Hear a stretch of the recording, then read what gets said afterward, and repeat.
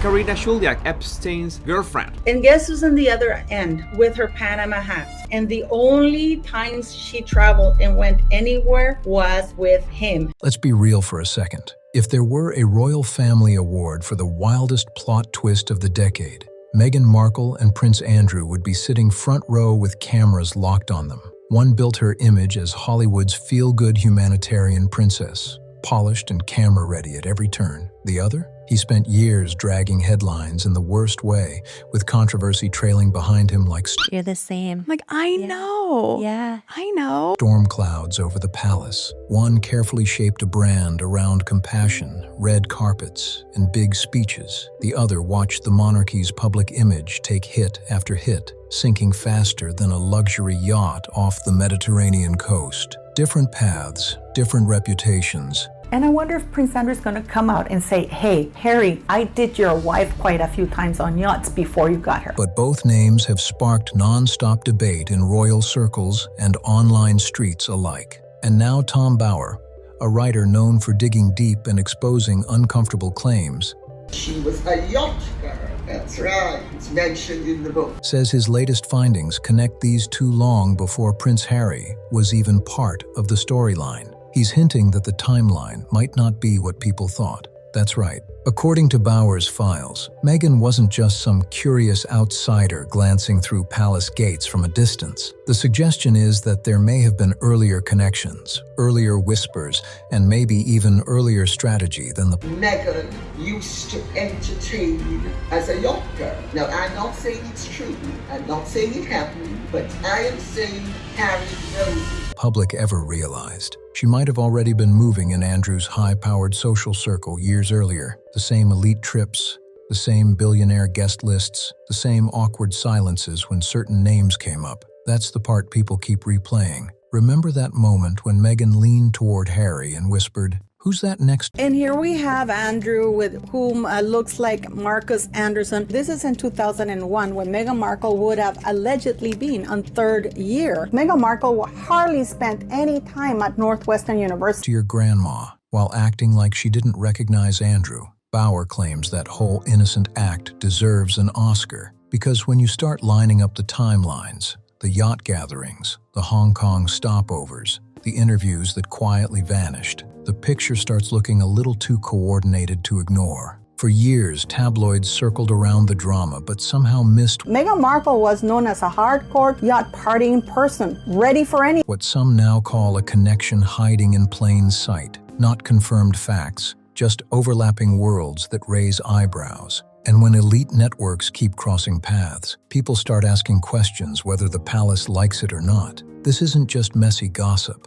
It's about influence, image, and how certain royal links keep resurfacing whenever power circles get examined. The claim floating around is that Meghan Markle never expected the internet to connect these dots. And once Bower's so-called receipts started trending, critics began asking why this storyline feels like it's being quietly pushed aside. Back in 2001, while most Northwestern students were worried about finals and campus. And I know what you're going to say. Maybe it was just that one trip. No, there were quite a few trips. There's actually quite a lot of pictures about them. There are 2 pictures that leaked. Parties, Meghan Markle was reportedly navigating a very different social scene, at least according to commentary referenced in Tom Bower's earlier work and resurfaced online discussions. No accusations, just timelines, locations, and names that keep popping up in the same orbit. And when patterns repeat in royal territory, people notice fast. Back in college, Meghan allegedly stepped off campus for several weeks,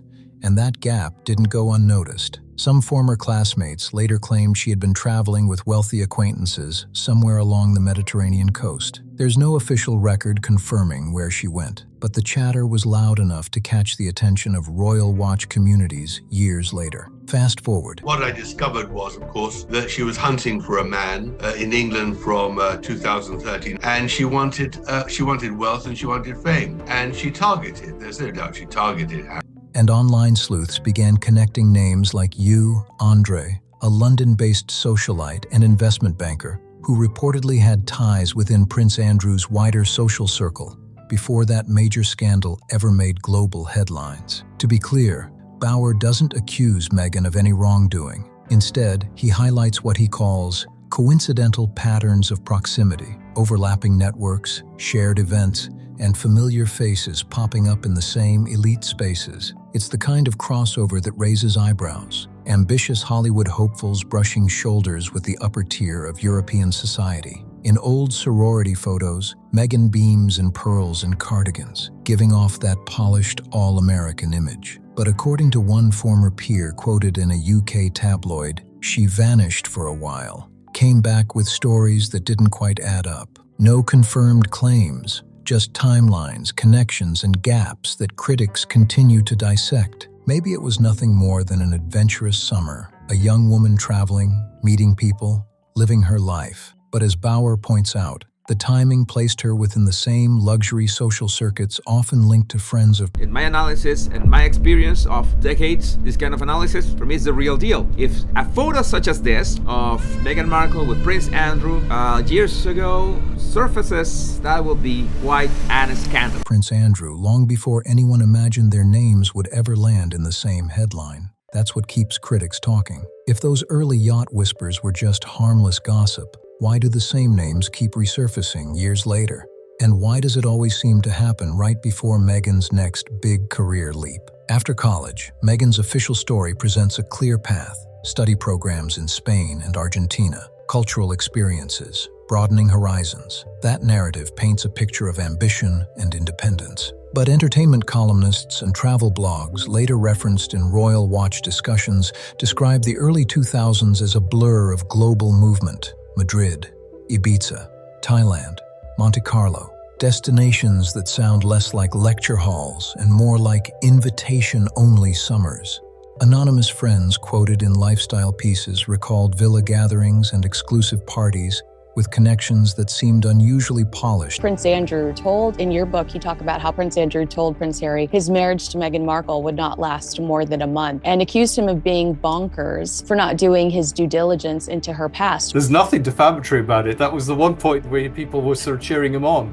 Exactly. For a 20-something actress still chasing her breakthrough role, no accusations, just raised eyebrows over how quickly certain doors appeared to open. Bauer refers to this stretch as the ghost years, gaps in the public timeline where Meghan would surface briefly, then disappear from view again. Not proof of anything dramatic, but enough mystery to keep online investigators scrolling and speculating. There are no verified photos linking her to royalty or any confirmed scandal from that time, but several tabloid retrospectives later pointed out something interesting. Some of the same billionaires who were reportedly part of Prince Andrew's wider social circle were hosting high-profile events during the exact months Meghan was said to be traveling abroad. Is that pure coincidence, or just selective memory at play? Bauer doesn't draw hard conclusions. He leaves it open, letting readers connect dots for themselves. Public narratives from that era also mention Meghan's growing curiosity about the UK media landscape. One British journalist claimed she asked detailed questions about how royal coverage works long before her suit's fame took off. Sarah Ferguson attended Tom Inskip's wedding in Jamaica in 2017. Meghan Markle was flown in private plane, allegedly belonging to Rob Burkle. Harry flew economy plus from the United Kingdom to Jamaica. And Fergie, Eugenie, and allegedly Andrew were at that wedding. Others recalled her admiration for British fashion circles, that polished world where entertainment and aristocracy blend together seamlessly. To supporters, that was pure ambition. To skeptics, it looked like strategic curiosity. Either way, those so-called European ghost years seemed to quietly build a bridge, subtle but powerful, between a rising Hollywood hopeful and Britain's most exclusive drawing rooms. And as the timeline moves forward, that bridge appears to lead straight into a surprising city and an even more unexpected royal encounter. By 2012, Meghan Markle's career was finally gaining traction with a recurring role on Suits, and the spotlight was starting to shift in a major way. By 2012, a few glossy magazine features and her first wave of international promo had started putting Meghan on a bigger map. According to Entertainment Press archives and resurfaced blog posts from that year, she was invited to Hong Kong for a short appearance tied to a fashion event and publicity tour. On paper, it looked like a standard influencer-style trip. Quick press, luxury venues, photo ops, and out. But here's where the timeline gets interesting. The royal family protecting Meghan, whether she wants to admit it or not. Is the royals actually protecting Prince Andrew potentially? Because they're so afraid if they blow up these Meghan Markle bullying allegations that it will inspire other people who worked under Andrew to come out and be like, well, wait until you hear about what I had to deal with. Exactly. Yeah, no, I mean, the Legion, the complaints about him, he doesn't seem to treat staff in the same way as they're not really proper people. As Tom Bower and other royal commentators later pointed out, Prince Andrew was reportedly in Hong Kong that exact same week, representing Britain on a trade and investment mission. Now, there's no proof they met, no photos, no joint appearance, nothing official. Still, Bower zeroes in on what he calls a peculiar overlap that caught attention later on. Flight records publicly confirm Andrew's presence in the city during that window. Meanwhile, social media posts, some later deleted, showed Meghan tagging upscale venues known for hosting VIP receptions and high-profile guests. Coincidence? Possibly. One archived entertainment interview clip, which has since been removed, even featured Meghan casually mentioning her Hong Kong visit in a way that online commentators later replayed frame by frame. No direct claims, just timing, locations, and overlapping circles that keep fueling conversation. In one resurfaced interview, Meghan casually referenced being near a British royal during that Hong Kong stretch, though she never said who. Public speculation filled in the blanks almost instantly. Local journalists later claimed both entourages were staying within the same luxury hotel chain, but no one could confirm a direct interaction. To some, that's just coincidence. To others,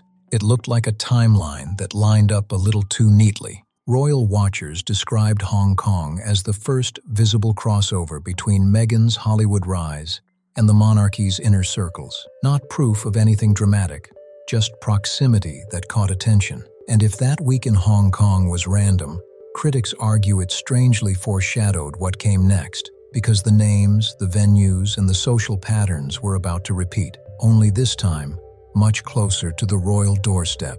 Now, step into the Soho House scene. If Hollywood runs on connections, Soho House has long been described as one of its biggest networking hubs. She'd been a deal or no deal girl. She was calling herself a model, and she was starring in a show Suits. She used to charge almost $30,000 per trip, which is why she was making good money. It wasn't on Suits, it was on her yachting trips. According to multiple lifestyle magazines and commentary from biographer Tom Bower, Meghan Markle was firmly in that orbit between 2014 and 2016. Reports describe her visiting Soho House locations from Toronto to Istanbul, often alongside fashion insiders, media executives, and industry power players who moved in elite international circles. One 2015 social column even mentioned Meghan attending a gathering in Istanbul, hosted by Soho House investor Ron Burkle, a billionaire businessman later referenced by the press as having long-standing connections within royal-adjacent networks, including acquaintances linked to Prince Andrew. No claims of misconduct, no confirmed royal meetup, just overlapping social spaces that continue to fuel debate whenever timelines are revisited. And when elite rooms keep overlapping, people start connecting dots fast. Photos from that Istanbul night resurfaced years later, showing Meghan posing alongside Eddie Redmayne and a circle of polished British elites. Nothing in the captions linked her to anything controversial, no dramatic headlines, no red flags.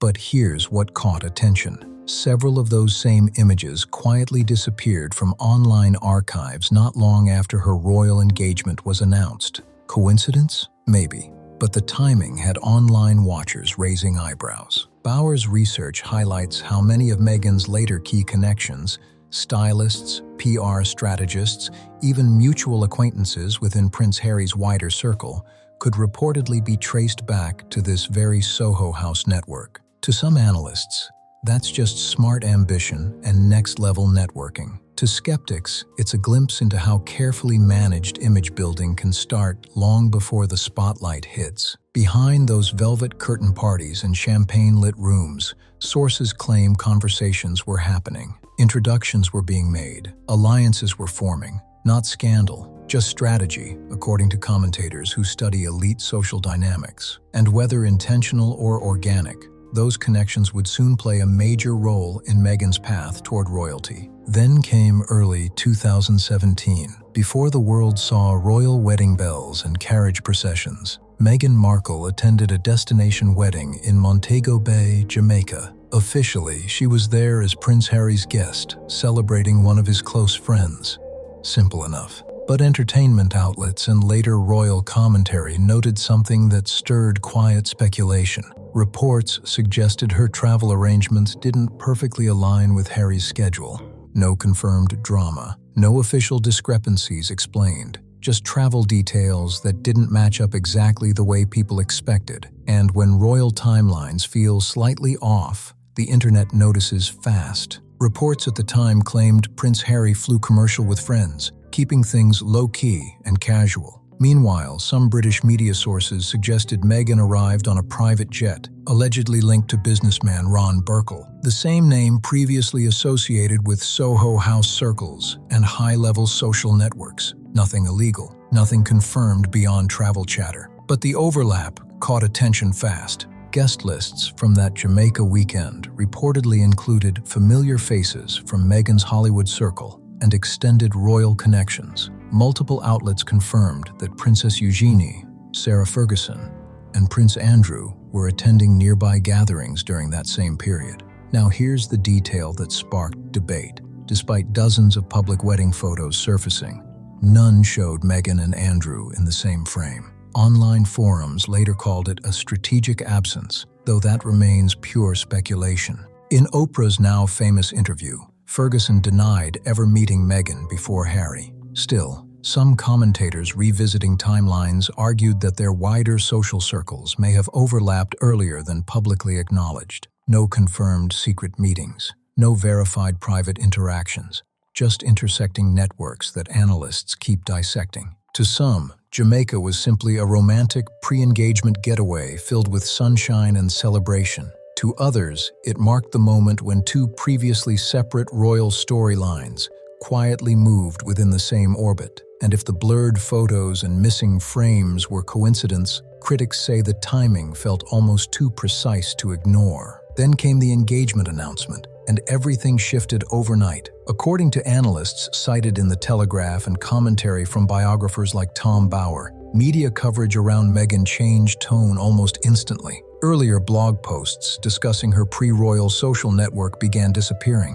Archived stories were harder to find. Certain image credits quietly vanished from search results. Was it routine media cleanup, standard digital housekeeping, or something more strategic? No official explanation was ever given, but the pattern added one more layer to a timeline that online investigators continue to revisit. Articles that were once easy to find suddenly redirected to page not found. Interviews that used to pop up in seconds became harder to track down. A few journalists quietly suggested that media management teams were working overtime to streamline her public story, a polite industry phrase often used when reputation meets royal protocol. According to Bauer and other commentators, this kind of cleanup isn't unique to Meghan. It's part of how high-level image management can operate when the stakes are global. Royal press offices have long been rumored to balance headlines, softening one narrative while minimizing another. In Meghan's case, public commentary claimed the palace wanted to avoid any comparisons between her and the heavy controversy already surrounding Prince Andrew at the time. From a branding perspective,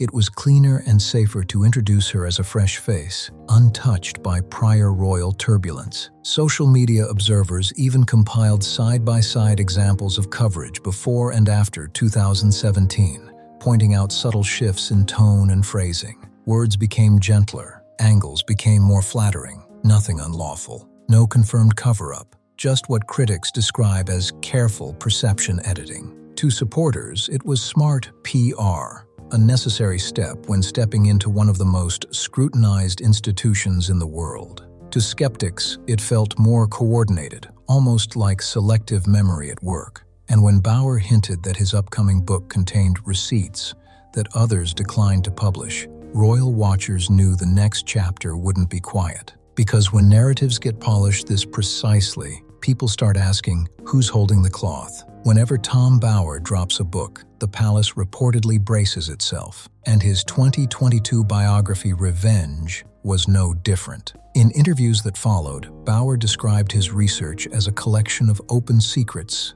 and what he called verified overlap, gathered from conversations with dozens of insiders. He never directly alleged wrongdoing, but his detailed notes, quickly labeled online as the Bower receipts, grabbed attention for mapping out coincidences that linked Meghan Markle's early international travels to social figures once associated with Prince Andrew's extended world. According to media summaries of his work, Bower's files pointed to overlapping guest lists, identical charity galas, and familiar names appearing across elite gatherings from the early 2000s through 2015. None of it presented as proof of misconduct. Instead, he framed it as what he called circumstantial alignment, patterns that raise eyebrows without crossing legal lines. That phrase alone lit up social media. Online forums started rebuilding timelines using publicly available flight logs, red carpet photos, archived interviews, and old press clippings. Critics accused Bower of stirring speculation without delivering concrete evidence. Supporters, on the other hand, argued he was documenting connections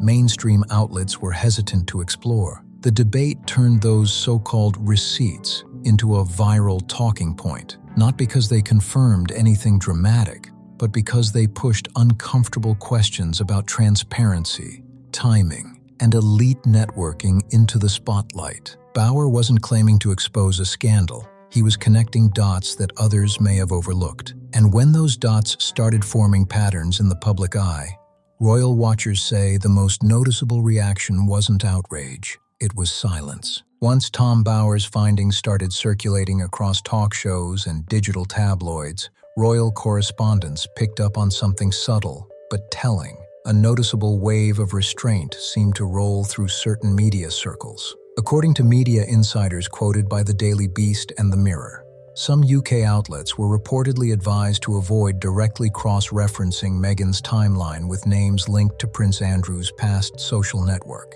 It wasn't described as censorship. Insiders called it editorial discretion, but for royal watchers tracking every headline shift, the timing felt significant. Public commentary suggested the palace communications teams were juggling two major reputation challenges at once, one involving legal fallout tied to a senior royal, and another centered on a duchess navigating intense public scrutiny. Sources familiar with media strategy described an approach called segmentation, keeping storylines separated to avoid reputational crossfire. In simple terms, don't let two controversial narratives collide in the same headline. In practice, that reportedly meant that any attempt to connect Meghan's pre-Harry years to wider royal-adjacent social circles was often left untouched, whether the overlap was factual, speculative, or purely coincidental. The focus stayed compartmentalized. Commentators like Dan Wooten and Angela Levin observed that press tone toward Meghan seemed to harden in certain areas, like family tensions, while softening in others. They described it as a controlled narrative shift rather than a chaotic media storm.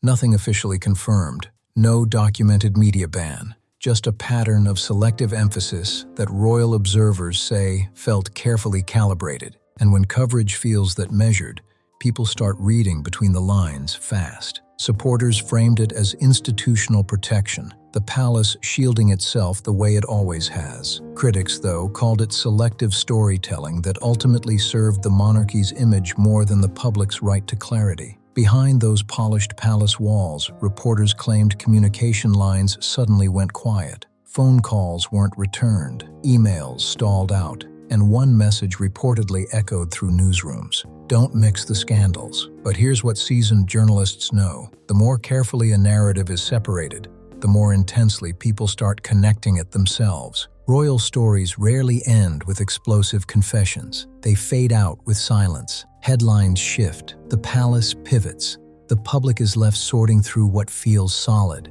what feels stretched, and what quietly disappeared from view. Tom Bower's revelations, whether you see them as bold investigation or dramatic interpretation, cracked open a version of royal history that refuses to stay buried. Meghan's timeline, Prince Andrew's shadow, the repeated overlaps that critics say feel too consistent to ignore. Together, they paint a picture centered on power, perception, and tightly managed myth-making. Not proof of wrongdoing, not confirmed conspiracy, just patterns that keep resurfacing whenever royal networks are examined. And here's where it gets even more intense. Before these receipts even gained traction, Bower had already stirred controversy with another claim, one that questioned a carefully protected chapter of Meghan's royal journey. Commentators described it as a moment that divided analysts and left viewers stunned. It involved a sudden announcement, global headlines, and what some sources later called inconsistencies that were too bold to ignore. No final verdict, just questions that refuse to fade. If you missed that breakdown, it's already waiting for you. The discussion that had royal commentators split right down the middle and audiences watching twice just to catch every detail. You're watching Star Spotlight, where the curtain never stays closed for long. If you found this deep dive interesting, hit like, share this with someone who follows royal drama, drop your thoughts in the comments, and don't forget to subscribe so you don't miss what's coming next. See you in the next one.